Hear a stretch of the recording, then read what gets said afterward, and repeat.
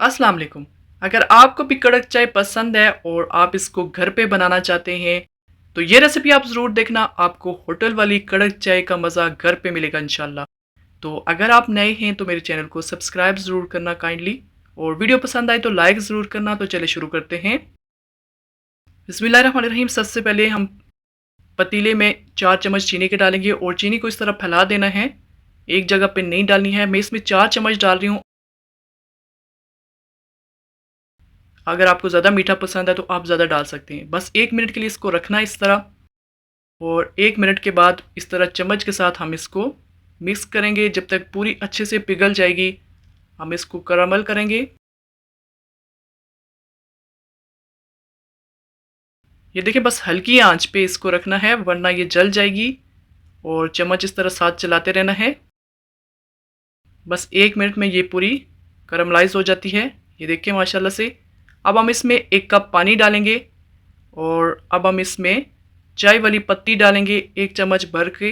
अगर आपको ज़्यादा बनानी है तो आप इसमें 2 चम्मच डाल सकते हैं, 3 चम्मच डाल सकते हैं अपने हिसाब से इसमें।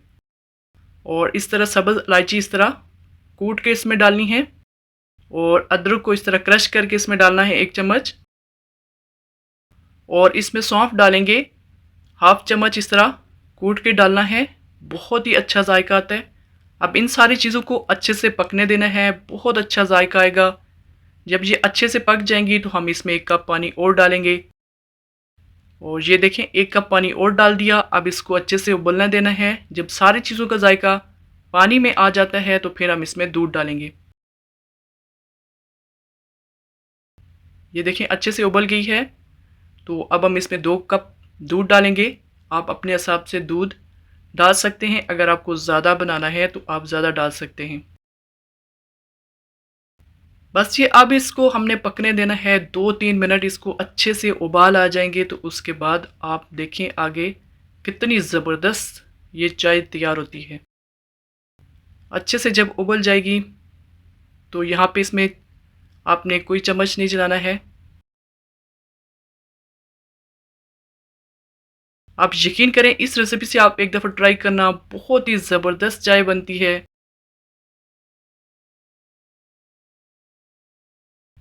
ये देखें, इसको 2-3 मिनट अच्छे से उबलने देना। जितना अच्छे से उबलेगा उतना ही अच्छा इसका जायका आएगा। जब इस तरह ये उबल जाएगी तो इसको 1 मिनट इस तरह फेंटना है। जितना फेंटेंगे उतना ही इसका जायका बढ़ जाएगा।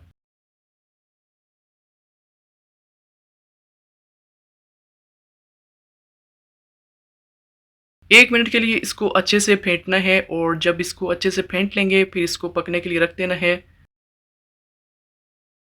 1-2 मिनट आप इसको फिर से पकने के लिए रख देना। बहुत ही मज़ेदार इसका जायका आएगा। जब आपने ज़्यादा बनानी है तो आप ये सारी चीज़ें ज़्यादा कर सकते हैं।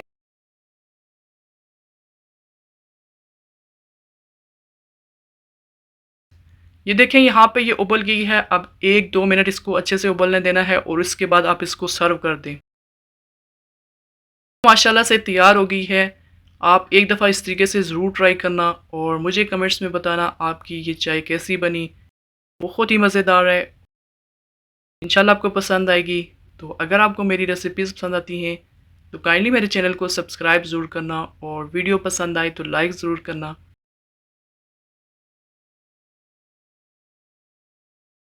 अल्लाह हाफ़िज़।